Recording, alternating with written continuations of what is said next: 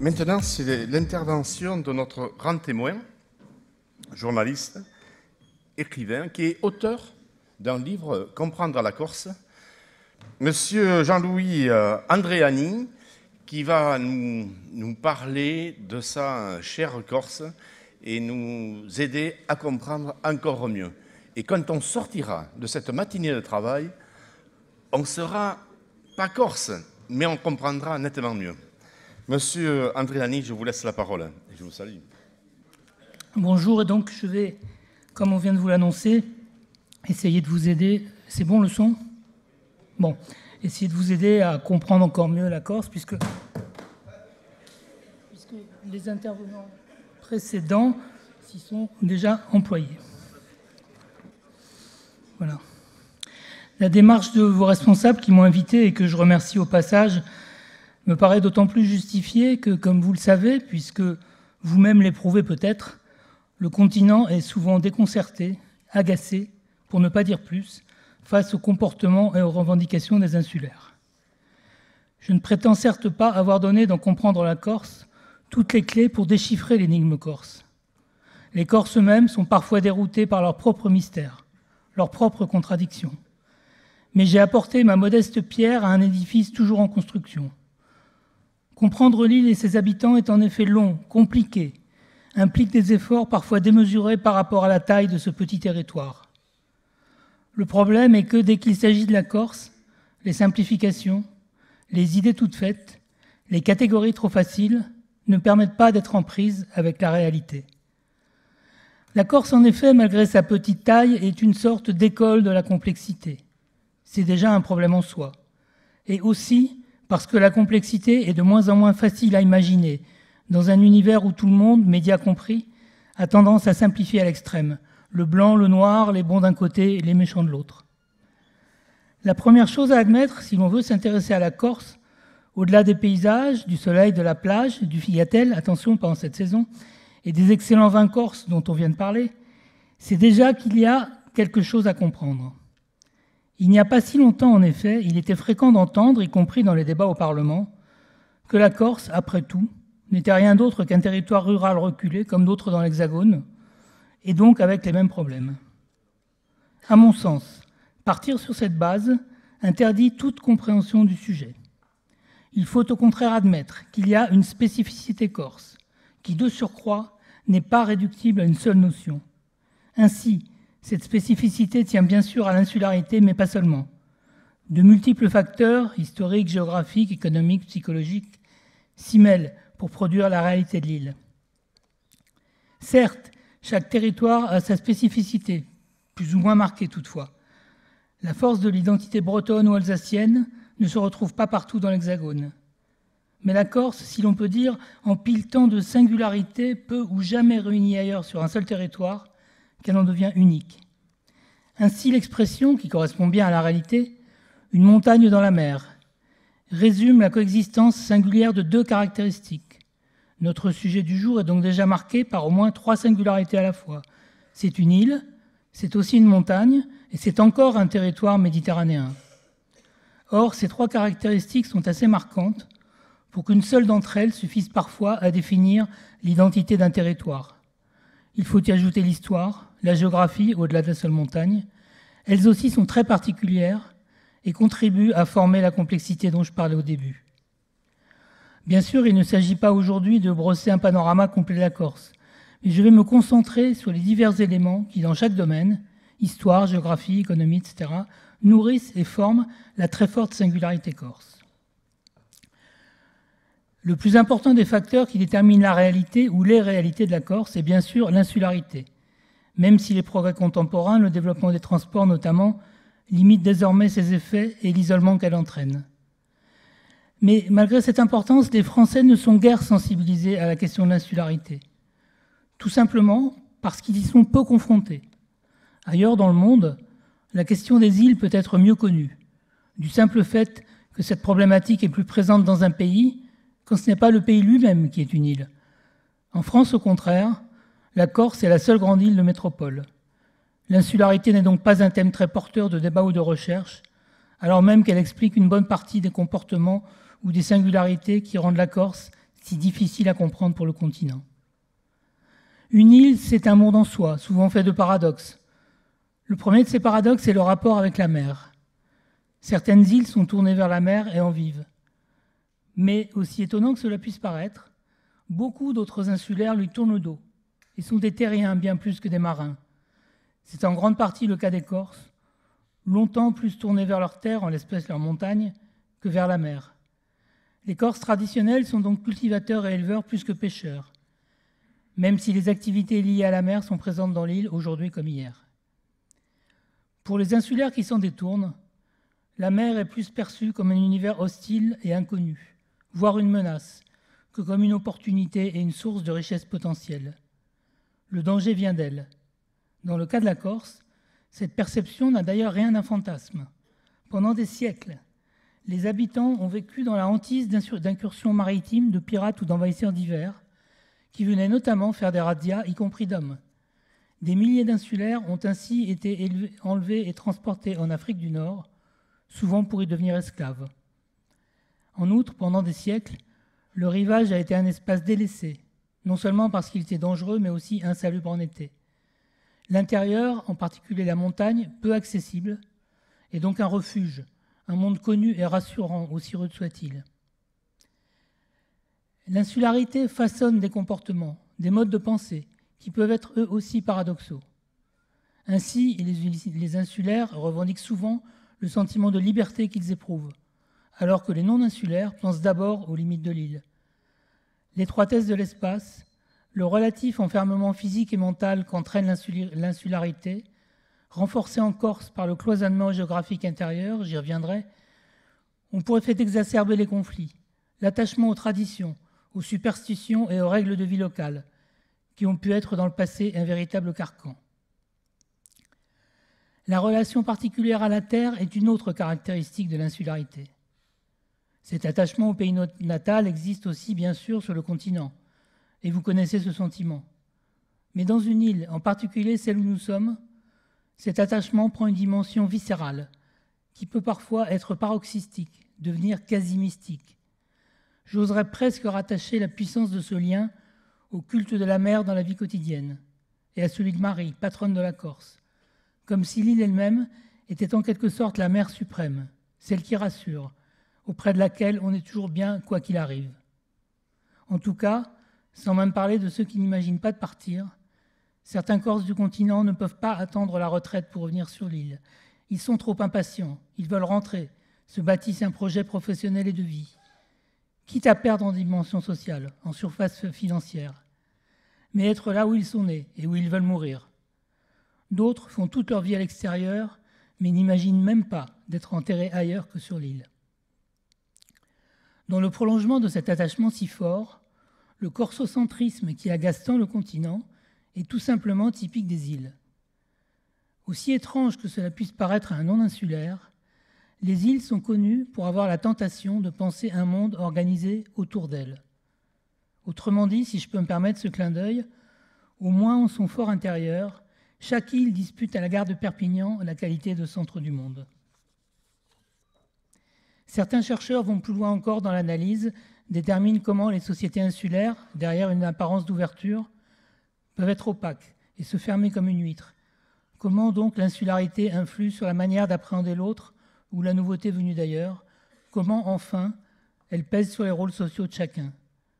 Mais je m'en tiendrai à ces quelques éléments qui, à eux seuls, montrent en quoi une grande part de la Corse et de la vie de ses habitants est indissociable de l'insularité. Je reviendrai tout à l'heure sur cette question avec l'exemple de l'économie.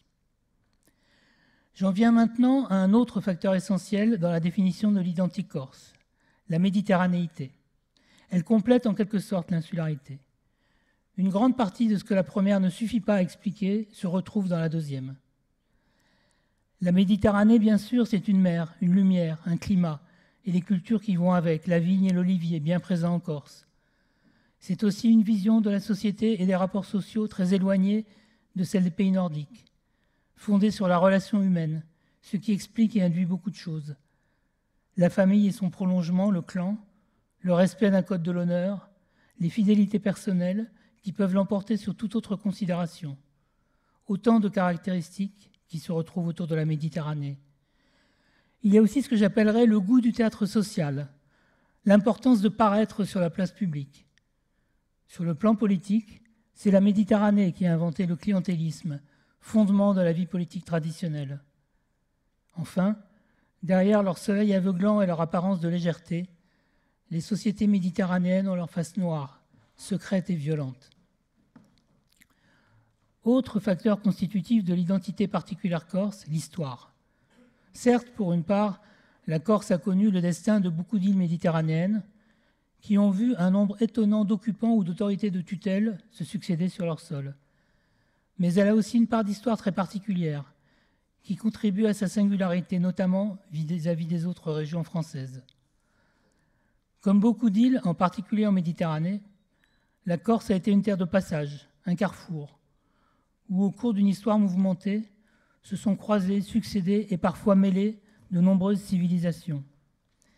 Même les fameux raids dits barbaresques qui ont terrorisé l'île pendant des siècles se sont parfois accompagnés d'un mélange des sangs, comme en témoigne, entre autres indices, le nom de famille Moro. Mais surtout, toutes ces péripéties se sont déroulées le plus souvent sous le signe de la violence, au point qu'un auteur a pu écrire « Dans l'histoire de l'île, l'affrontement est la règle, la paix l'exception ». Plus encore que dans d'autres îles, la violence, intérieure ou extérieure, marque en effet l'histoire de la Corse. La domination génoise qui dure du XIVe au XVIIIe siècle, malgré quelques éclipses, s'exerce et se maintient en partie par la violence. La Corse vit dans la hantise des agressions extérieures et au sein de la population, la vendetta fait des centaines de morts chaque année. Un détail de l'architecture des villages de montagne témoigne de cette ambiance. Beaucoup de maisons sont construites à l'origine avec l'espace de vie de la famille non au rez-de-chaussée, mais à l'étage et sans escalier d'accès extérieur. Pendant la journée, on met une échelle de bois qu'on retire à la nuit. Autre anecdote significative. En Corse, la formule traditionnelle toujours utilisée aujourd'hui pour le Nouvel An est pace et salute, paix et santé. Il faut prendre le mot paix au premier degré. Il ne s'agit pas de paix intérieure. On souhaitait bien à l'autre de vivre une année en paix, sans violence, guerre ni invasions diverses. Autre singularité de l'histoire corse, cette fois vis-à-vis de la France. L'île est le dernier territoire de métropole à avoir été rattaché par la force. Après la vente de l'île par Gênes en 1768, il faut une véritable campagne militaire, suivie d'années de pacification, avec ce que cela suppose de violence, pour venir à bout de la résistance des Corses. Dans le même registre, l'île se distingue aussi par le fait qu'elle a connu une période d'indépendance peu de temps avant son rattachement à la couronne.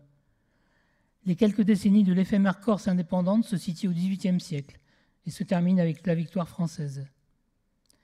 Cette Corse est celle de Pascal Paoli, qui mène la lutte contre les armées du roi. C'est encore une singularité supplémentaire de la Corse. Son grand homme, plus que Napoléon, celui qui incarne l'idée d'une nation corse, est toujours très présent dans la mémoire et la vie de l'île. L'université de Corse, par exemple, porte son nom. De surcroît, Paoli n'est pas un obscur rebelle enfermé dans ses montagnes. C'est un homme de la philosophie des Lumières, plutôt en avance sur son temps, qui ambitionne de donner à la Corse une constitution rédigée par Jean-Jacques Rousseau lui-même, tandis que la France vit encore sous la monarchie absolue. Son nom rayonne alors dans l'Europe entière, et même jusqu'aux États-Unis d'Amérique. Si l'héritage de l'histoire est souvent tragique dans l'île, le souvenir de Paoli contribue encore aujourd'hui à la fierté corse. Avec l'histoire, la géographie, elle aussi, a forgé une identité spécifique. La géographie en Corse, c'est d'abord la situation de l'île en Méditerranée, entre la France et l'Italie. Ici, à l'évidence, la géographie commande en grande partie l'histoire et la culture. À ce propos, un petit détail pratique. Si vous voulez vous rendre compte de l'emplacement exact de la Corse, ne prenez pas une carte de France. Le plus souvent, la Corse est inscrite dans un cadre et rapprochée des côtes françaises, tout simplement pour qu'elle tienne dans les dimensions de la carte. La consultation d'une carte de l'Europe permet donc de se rendre compte que la Corse est bien plus proche des côtes italiennes que des côtes françaises. Dans le balancement historique de l'île entre la France et l'Italie, cela permet de mieux comprendre l'importance de la part d'italianité de la Corse. La géographie de la Corse, c'est aussi la montagne qui marque le relief. Parmi les îles de Méditerranée, aucune n'a un relief montagneux comparable à celui de la Corse. À l'inverse de ce que pensent parfois les touristes, à qui il arrive de prendre des risques inconsidérés, la montagne corse n'est pas une plaisanterie. La Corse est aussi une île de haute montagne. Elle compte de nombreux sommets à plus de 2000 mètres. Le GR20 est le plus difficile et le plus prestigieux des GR. Grosso modo, l'île est traversée d'une épine dorsale, la plus élevée, orientée sud-nord, avec de part et d'autre des cloisonnements perpendiculaires. La combinaison de ces deux structures est un frein au déplacement, aux échanges. Le cloisonnement des marchés économiques et des vies, le visiteur contemporain le perçoit quand il comprend qu'il veut me compter en nombre de lacets qu'en kilomètres. Ce relief est un élément déterminant, facteur à la fois d'isolement et de protection dans la Corse traditionnelle. La montagne imprègne donc les esprits et modèle les vies, d'autant que le littoral a été longtemps déserté, je l'ai dit, pour des raisons de sécurité mais aussi sanitaires, car les moustiques ont fait régner la malaria jusqu'aux premières décennies du XXe siècle. Le montagnard est souvent méfiant, rude, soucieux de sa liberté, aussi taciturne qu'énergique, pour résister aux conditions difficiles de son environnement. La montagne dans la mer crée aussi une réalité climatique plurielle.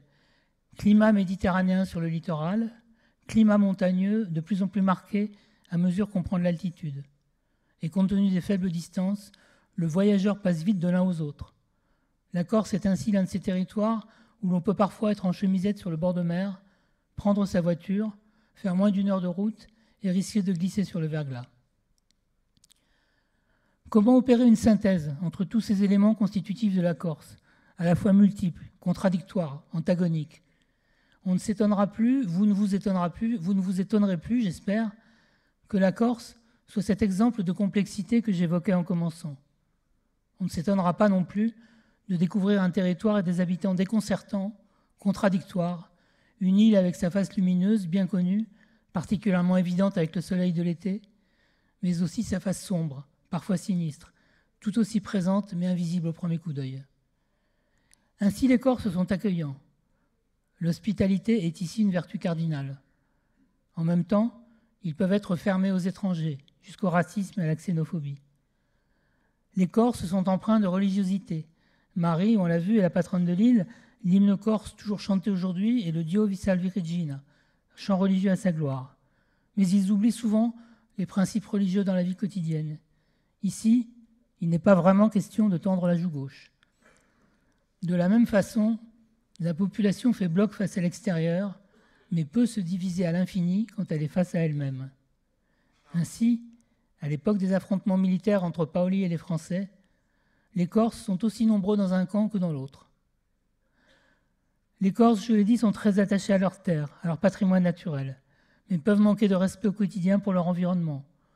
Ils ont tendance à se défier de la justice officielle, mais sont très soucieux qu'elle s'applique à tous de façon égale. À la fois fiers, susceptibles, et enclins à réclamer l'aide du continent, à développer un discours de victimisation de la Corse. La société traditionnelle sacralise le code de l'honneur, mais lors d'une vendetta, on n'hésite pas à tirer dans le dos. Dans toute cette complexité se dégagent des traits dominants de la société corse. La confrontation avec la modernité, le relatif recul de l'isolement, avec d'abord les transports, puis en particulier les nouvelles technologies de l'information, font que certains de ces traits anciens subsistent, tandis que d'autres s'effacent en partie.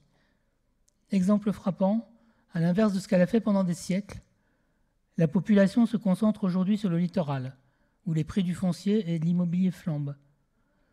Mais dans une réalité aujourd'hui plus mélangée, cette structure ancienne est toujours présente dans les esprits et en partie dans les faits. Dans l'univers en vase clos, de surcroît aux faibles dimensions que constitue la Corse traditionnelle, tout s'exacerbe, peut prendre des proportions qui semblent aujourd'hui irrationnelles. L'attachement à l'île elle-même, aux traditions, le respect absolu, par exemple celui du code de l'honneur, et aussi les passions, les inimitiés. Ce dernier phénomène est d'autant plus marqué que nous sommes face à une société méditerranéenne bâtie, comme je l'ai indiqué tout à l'heure, sur les relations personnelles, les liens du sang. Là encore, toujours le recul de l'isolement, les choses sont aujourd'hui moins tranchées, mais ces comportements demeurent en partie. Du côté positif des choses, les Corses restent ainsi très attachés dans leur vie quotidienne au respect de certains rituels qui reviennent chaque année, qu'ils soient festifs, religieux, gastronomiques. Du côté négatif, la violence de l'histoire corse a laissé des traces profondes. Ce serait une erreur de considérer que l'île était un territoire paisible avant que ne surgisse la violence nationaliste à la fin des années 1970. Le recours à la violence plus fréquent qu'ailleurs, la tentation de faire justice soi-même, la dissémination des armes sont autant d'héritages du passé chaotique de la Corse. Aujourd'hui, un mouvement se développe dans la société civile pour que la Corse rompe avec la tradition du port d'armes, qui fait qu'un simple différend peut dégénérer dans l'instant en querelle mortelle. Mais, comme on dit, il y a du travail. Qu'il s'exprime par la violence ou par un refus tenace de s'en tenir à la loi venue du continent, la Corse est connue depuis toujours pour son esprit de résistance. Comme dans d'autres îles, la lutte constante de générations successives contre les agressions extérieures et les envahisseurs semble avoir façonné un inconscient collectif qui porte vite à la révolte, armée ou non. Le système social et politique corse, lui aussi, s'ancre dans le passé. Depuis toujours, il est fondé sur le clientélisme qui se double d'un clanisme, le plus souvent à base familiale, dont il est la traduction politique. Au passage, le clanisme, lui aussi, a été imposé en partie par l'histoire violente de la Corse, puisque s'inscrire dans un clan était la seule manière de s'assurer une protection. L'une des questions récurrentes qui se posent est de savoir si le système clientéliste, contraire à l'état de droit, persiste aujourd'hui. La réponse n'est pas simple. L'urbanisation, la modernisation de l'île l'ont fait en partie reculer, mais sans doute pas disparaître, en particulier dans les zones rurales. Le recul du système ancien semble toutefois attesté par le nouveau paysage électoral. En effet, un article scientifique que je lisais il y a peu souligne que ce système de clanisme et de clientélisme repose notamment sur deux piliers, le bipartisme et le refus de l'abstention. Or, le paysage politique corse est désormais divisé en 3 blocs et non plus 2, la droite, la gauche et les nationalistes. Quant à l'abstention, les derniers scrutins ont montré qu'elle pouvait désormais être très significative.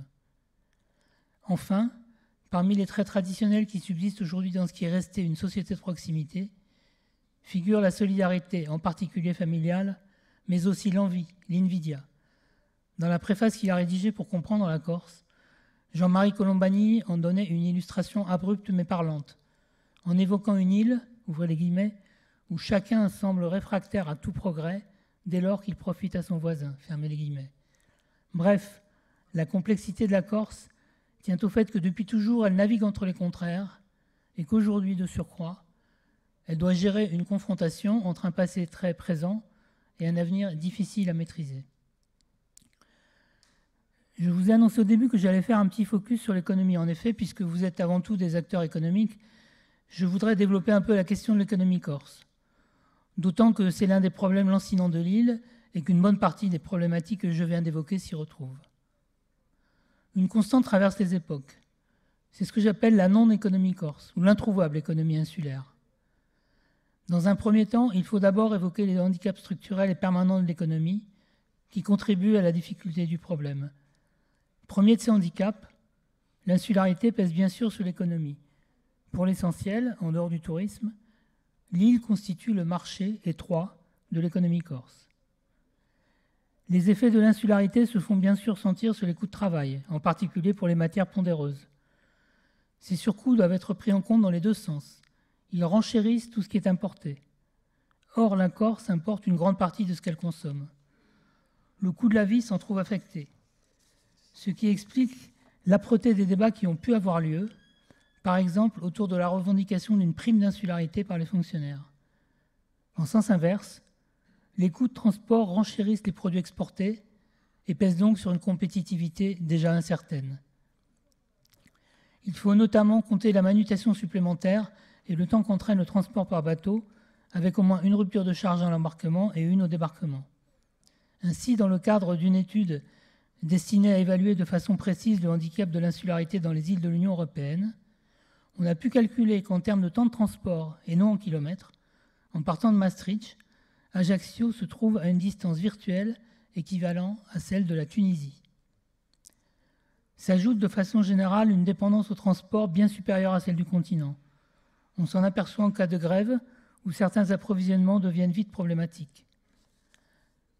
La faiblesse de la démographie corse est un autre handicap traditionnel.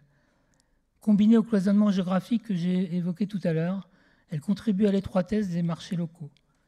Il y a d'ailleurs depuis quelques années, du point de vue démographique, une évolution. J'y reviendrai en conclusion. Enfin, autre handicap traditionnel mais très différent, une mentalité qu'on pourrait qualifier d'é-économique, c'est-à-dire où l'économie n'est pas prioritaire. Les sociétés méditerranéennes, je l'ai dit, s'intéressent plus à l'homme, aux rapports sociaux et de pouvoir qu'aux conditions de production des biens. Dans ces sociétés, le statut social est plus valorisé que la situation d'acteur économique. Ainsi, c'est une anecdote que je cite dans Comprendre la Corse, le créateur d'une importante entreprise de transport m'a expliqué un jour que lorsqu'il a commencé à développer son activité, un autre transporteur avait dit de lui « Pourquoi il nous fait concurrence? On n'a jamais été mal avec la famille. » Certes, les esprits et les comportements évoluent, mais il faut toujours garder présent à l'esprit ce socle ancien.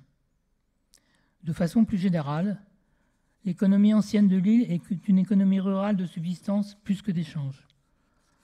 Pour tracer un tableau rapide de l'histoire économique insulaire dans ce contexte contraint et sans monter trop loin en arrière, on peut dire que la Corse, déjà pauvre avant, est sortie ruinée, vide d'hommes de la Première Guerre mondiale. L'entre-deux-guerres a été une période de marasme économique profond. L'immigration a toujours été importante en Corse, elle l'est particulièrement dans cette période. Je suis d'ailleurs l'un des produits de ce phénomène. Mon père fait partie des milliers de jeunes Corses qui sont partis sur le continent pendant cet entre-deux-guerres, tout simplement parce qu'il n'y avait pas de travail dans l'île. L'État a pallié ce marasme économique en renforçant et en institutionnalisant presque un système d'assistance généralisé, appuyé sur la structure politique existante des clans, du bipartisme local et du clientélisme. Les salaires de la fonction publique, les transferts sociaux, les postes de fonctionnaires à l'extérieur ont permis à l'île de s'accommoder d'une longue période de non-développement et d'oubli de la part de Paris. Illustration de cette interaction perverse entre l'État et le système politique local, à la fois pour assurer un minimum aux habitants et pour faire perdurer les positions de pouvoir des élus. Dans la Corse rurale, il y a encore quelques décennies, certains élus faisaient croire à leurs administrés que lorsqu'ils obtenaient une prestation de sécurité sociale, c'était grâce à eux. Ce système a commencé à craquer au début des années 1960. La comparaison avec les 30 Glorieuses sur le continent, l'arrivée des agriculteurs pieds noirs qui obtenaient de l'État et des subventions et des aides refusées jusqu'alors aux jeunes Corses, ont contribué à rendre plus pénible l'état de non-développement, voire d'abandon de la Corse. D'autant qu'à la même époque, la fin de l'empire colonial fermait d'un seul coup des débouchés lointains qui assuraient une sorte de soupape de sécurité pour pallier le manque d'emplois locaux. Ce facteur économique a joué un rôle important dans l'émergence du régionalisme, plus tard radicalisé en nationalisme.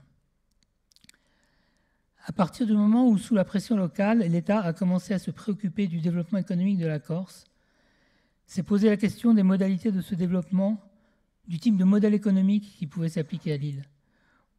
Autant dire dès maintenant que d'innombrables débats, initiatives, lancements de projets et de plans divers, l'octroi de subventions nationales et européennes n'ont pas permis de trouver un modèle pérenne et satisfaisant.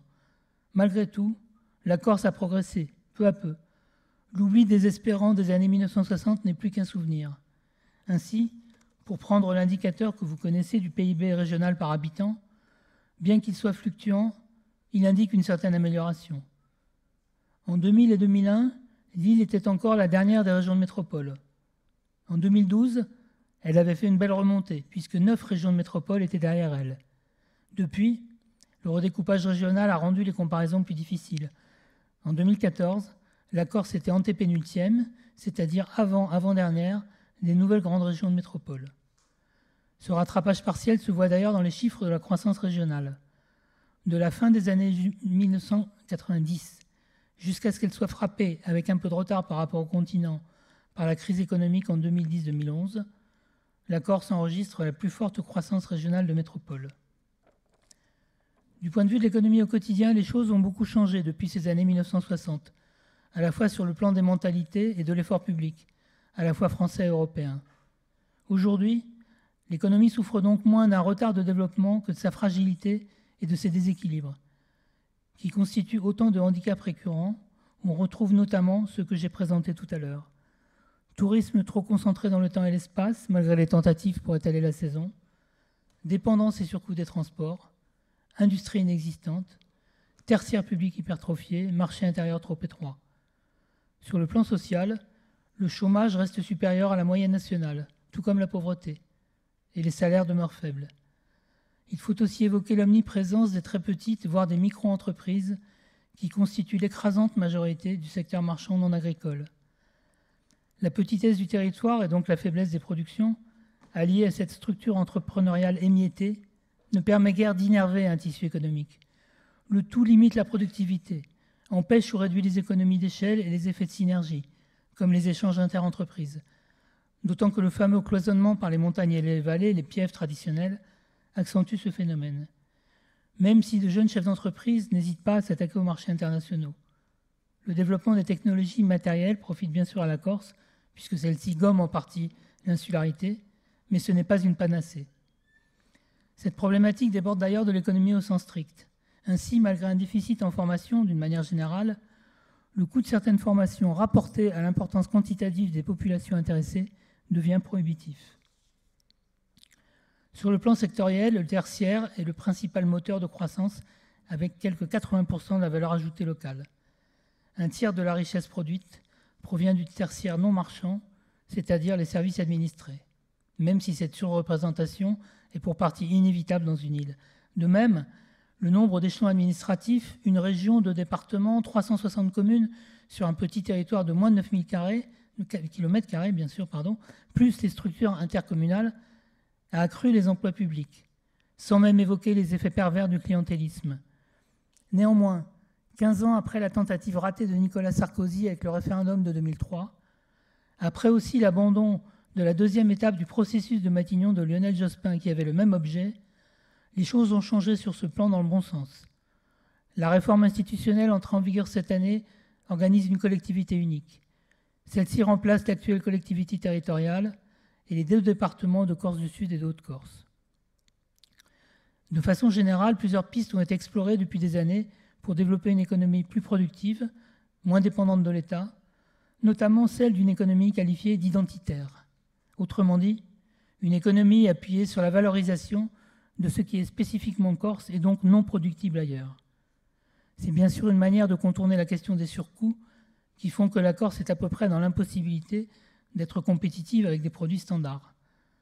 Il s'agit donc de développer et de valoriser des secteurs comme l'artisanat ou l'agroalimentaire, châtaignes, vins, clémentines, charcuterie, si possible bio, etc.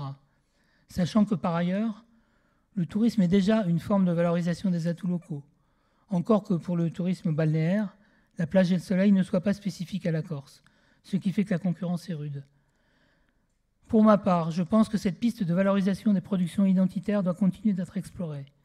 Le problème est bien sûr l'importance quantitative que pourraient prendre ces secteurs, sans même parler de devenir la locomotive de l'économie corse.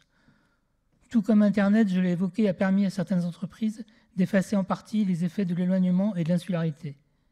Mais jusqu'à maintenant, ce phénomène n'a pas concrétisé le rêve ancien de certains acteurs de l'économie corse qui voulaient voir pour l'île un avenir de petite Silicon Valley à la méditerranéenne.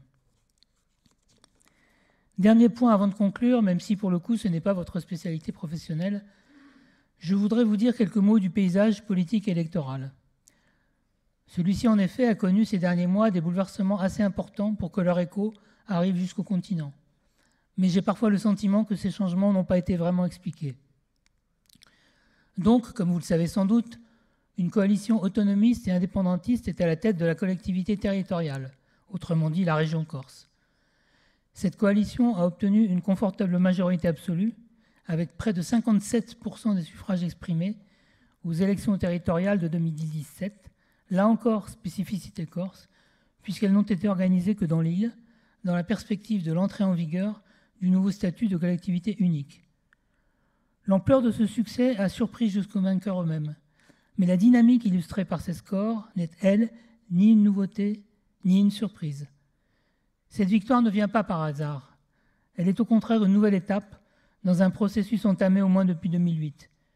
Une succession désormais longue de victoires électorales de ce camp a commencé cette année-là et ne s'est pas démentie depuis.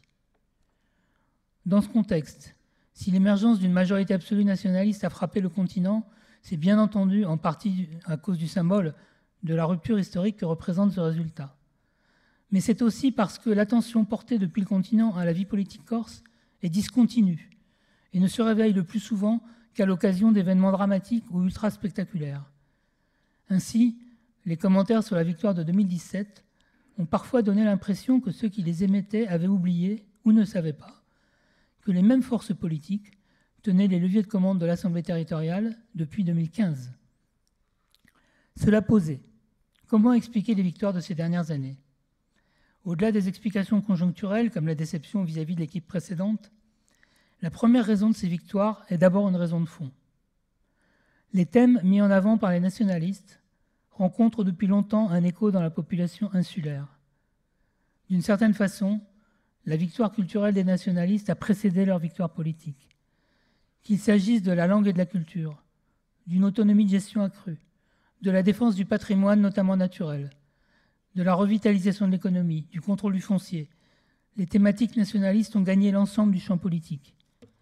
Il y a un gouffre entre la physionomie du débat local dans les années 1960, voire 1970 et aujourd'hui. Sans même parler de politique ou d'économie, que l'on songe à l'essor des chants polyphoniques ou à la défense unanime de la langue jusque dans l'enceinte de l'Assemblée de Corse, toute chose inimaginable il y a quelques décennies.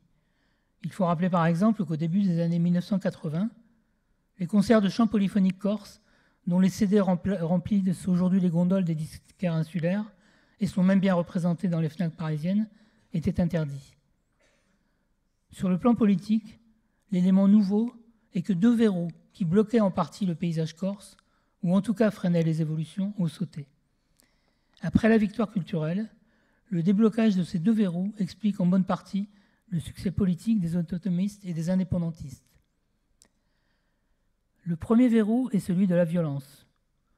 Longtemps, les autonomistes, bien qu'ils n'aient eux-mêmes ni pratiqué ni défendu la violence, ne se sont pas résolus à prendre leur distance avec l'action clandestine des indépendantistes.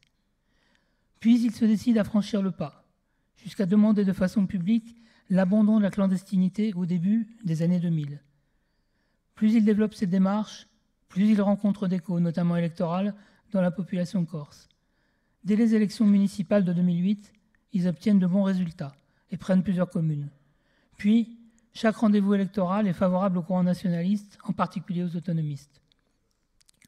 Auparavant, les résultats de la mouvance nationaliste avaient été marqués par une progression en dents de scie, avec des reculs significatifs, même si les scores dépassaient le quart de l'électorat, voire approchaient du tiers.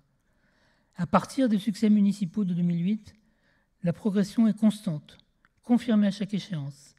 Ainsi, au territorial de 2010, les deux listes, autonomistes et indépendantistes, cumulent près de 36% au second tour, avec une progression de plus de 7 points d'un tour à l'autre pour les autonomistes, déjà conduits par Gilles Simeone, actuel président du Conseil exécutif de l'Assemblée de Corse. Les nationalistes deviennent alors la première force d'opposition à cette Assemblée, face à la gauche qui a remporté ces élections. Au municipal de mars 2014, le même Gilles Simeone étant élu maire de Bastia, l'une des deux principales villes de Corse. Inutile de dire que c'est une première.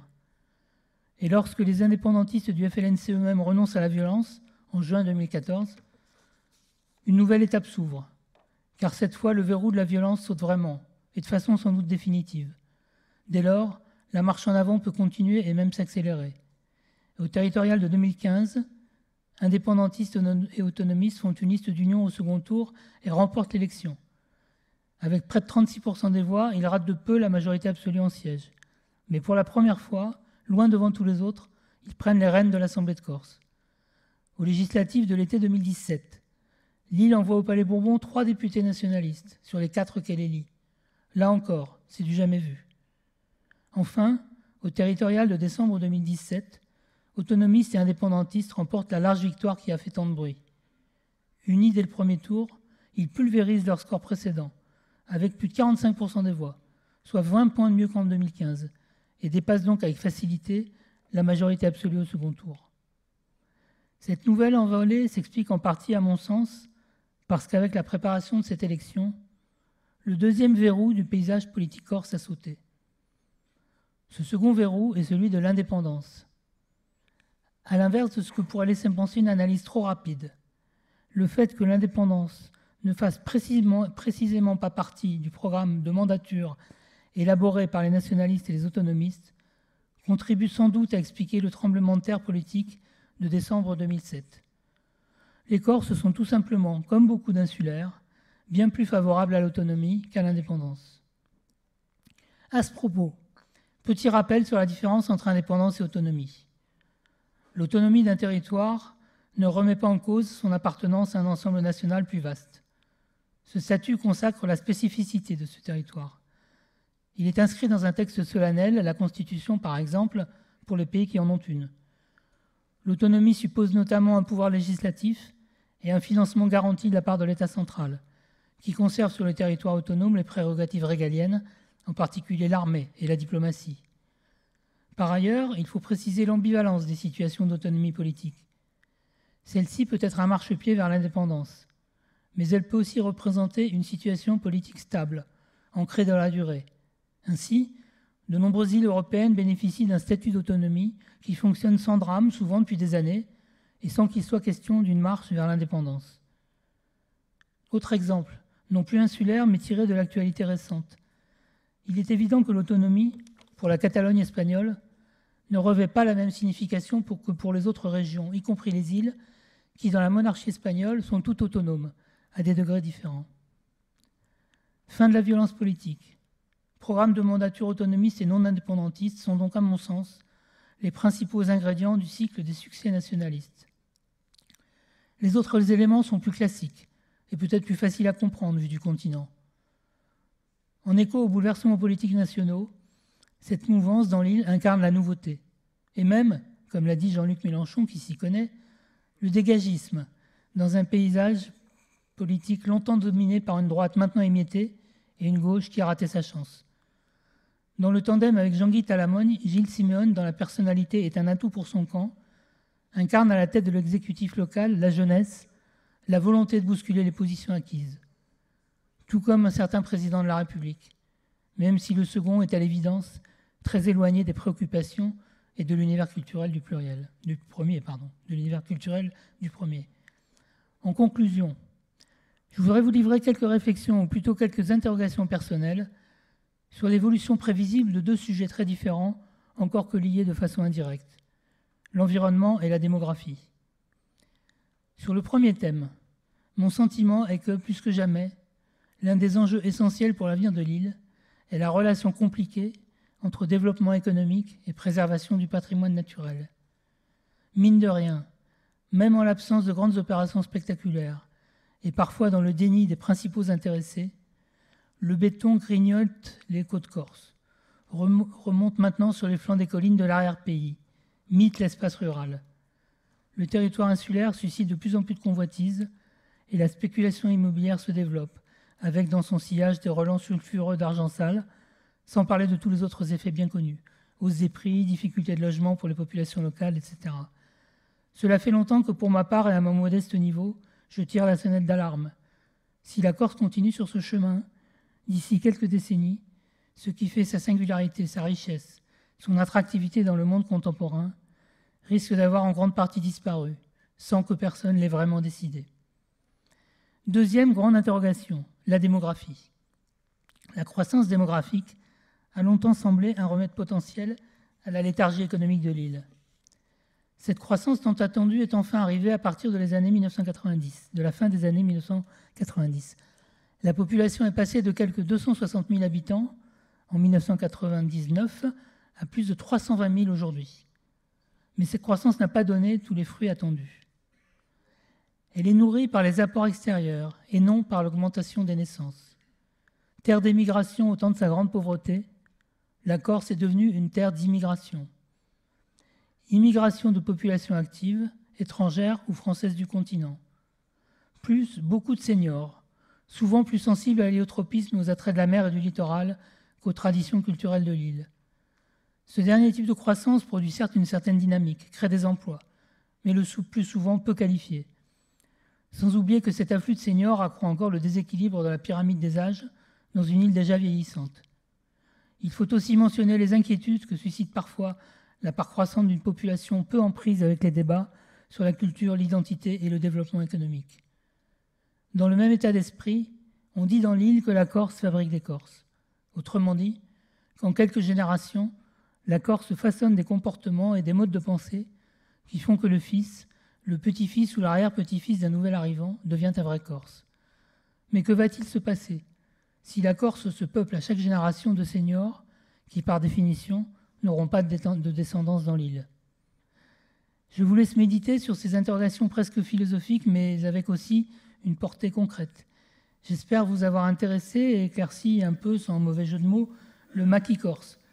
Je suis maintenant à votre disposition si vous souhaitez des précisions ou des informations complémentaires. Je vous remercie. Je vous demande d'applaudir, M. Andréani.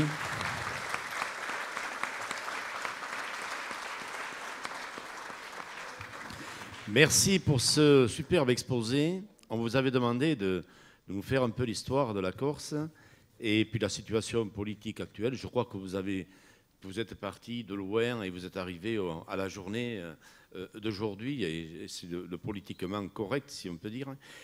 C'est des paroles très objectives. Vous avez dit de tout, du bon, ce qui vous semble du moins bon par rapport à des réactions. Et pour nous qui sommes du continent, pour une grande partie, quand on parle de la Corse pour les vacances. On vient en vacances. On va passer 8 jours en Corse et on repart. Et l'occasion aujourd'hui, c'était dans ces journées de travaux que nous avons pour les entreprises de travaux agricoles, c'est justement de comprendre un peu plus la Corse. Et nous avait permis, nous avait ouvert, nous avait fait comprendre, parce que c'est vrai qu'on... Et rien contre les journalistes, parce que vous en êtes un, hein, mais c'est vrai que les papiers que l'on voit ne sont pas toujours l'image générale, et il y a quelque chose qui est... Le comment, il y a un pourquoi derrière, et le pourquoi, il y a un comment derrière. Donc, vous nous avez très ouvert. On applaudit encore.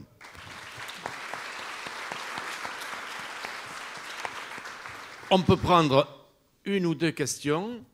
Mais il va rester avec nous, il n'y a pas de problème, vous allez pouvoir le consulter par la suite. Y a-t-il une ou deux questions par rapport à ce large exposé de presque une heure qu'il nous a fait et nous a fait bien comprendre? Alors, pardon. Comment a été vécue l'arrivée des Pieds Noirs et leur intégration? Oui. Comment a été vécue l'arrivée des Pieds Noirs et leur intégration? Assez rapidement.